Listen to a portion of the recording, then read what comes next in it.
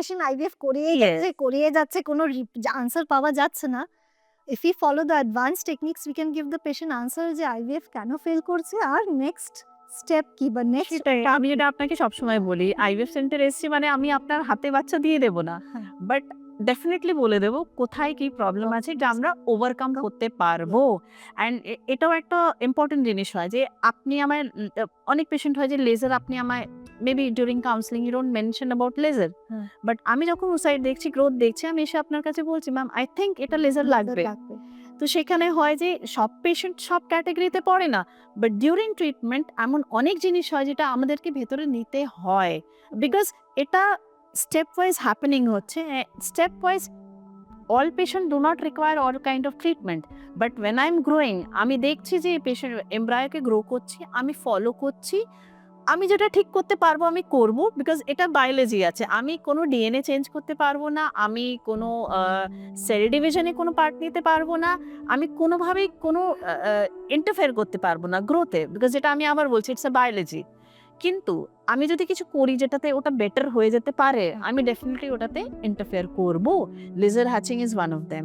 আমার media turn over change over যেটা হয়, আমি হয়তো অত ডিটেলে ল্যাবের জিনিস আপনি বুঝতে পারবেন, যেটা আমার দিক থেকে যেটা করার আমি ডেফিনেটলি করি। So this I think Zeba has taken a very important point which I always believe in practice from day one, that there should be a very good communication between মানে একটা ক্লিনিশিয়ান আর একটা এমব্রায়োলজিস্টের মধ্যে একটা খুব ভালো communication হতে হবে। ক্লিনিশিয়ানের যেই জিনিসটা এমব্রায়োলজিস্টকে সোজাসুজি জিজ্ঞেস করে নিতে হবে, an embryologist should not be scared to communicate with a clinician. তাহলে আমরা কিন্তু একটা মানে কোঅর্ডিনেটেড ভাবে কাজ করতে পারবো আর একটা বেস্ট রেজাল্ট দিতে পারবো। Definitely. So I think coming to the next question which is a bit related, যে অনেক সময় মানে আজকাল তো আইভিএফ এর যখন আইভিএফ এর বিষয়ে অনেক ব্যাড পাবলিসিটিও আছে, অনেকরাই বলছে আইভিএফ ল্যাবে কি হচ্ছে জানতে পারছি না, কারো বিশ্বাস করব বুঝতে পারছি না।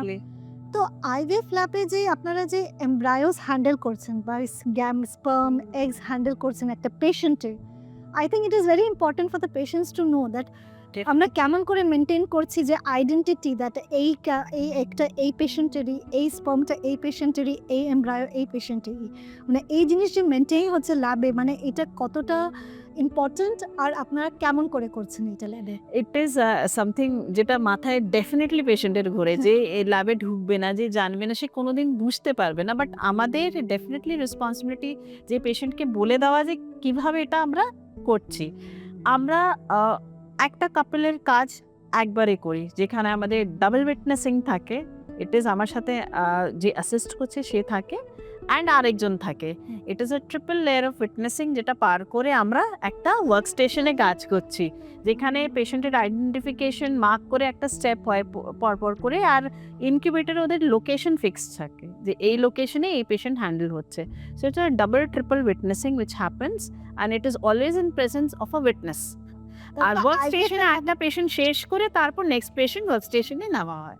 দুটো ইম্পর্টেন্ট পয়েন্ট, যে একটা পেশেন্ট একবার হ্যান্ডেল হচ্ছে তারপরে নেক্সট পেশেন্টে যাওয়া হচ্ছে, আর আইভিএফ ল্যাবে কিন্তু একজন না অনেকজন থাকে, মিনিমাম 2 to 3, সো দ্যাট একজন কাজ করছে দুজন উইটনেস করছে, যেটা আপনি বললেন ট্রিপল উইটনেসিং সিস্টেম। এছাড়া মানে আর কি কিছু আধুনিক টেকনিক আছে যে এই উইটনেসিং সিস্টেম যেটা, এটা তো আপনারা বলেন ট্রিপল উইটনেসিং, আরো কিছু কি নিউ টেকনোলজিস আছে? এখন নিউ টেকনোলজিস ডেফিনেটলি আসছে, এআই এখন খুব ভালোভাবে আসছে, যেখানে এই এআই সফটওয়্যারের উপরে এখন কাজ করা হচ্ছে। বিকজ এআই যেটা হচ্ছে সেটাও ফিডব্যাক নিয়ে ফিড করে সেই জিনিসটাকে তৈরি করা হচ্ছে। তো আমরা এখন হয়ে গেছে অনেক উইটনেসিং সিস্টেম এআই চলে এসছে, সেটা ডে বাই ডে মডিফাই হচ্ছে। বিকজ ওইটা ইউজ করতে গিয়ে কিছু একটা ট্রাবল শুটিং দেখা হচ্ছে, বিকজ ওটা একটা কম্পিউটারাইজড জিনিস আছে, সেই ট্রাবল শুটিং করে করে একটা সফটওয়্যার এখন অনেকটা বেটার হয়ে গেছে।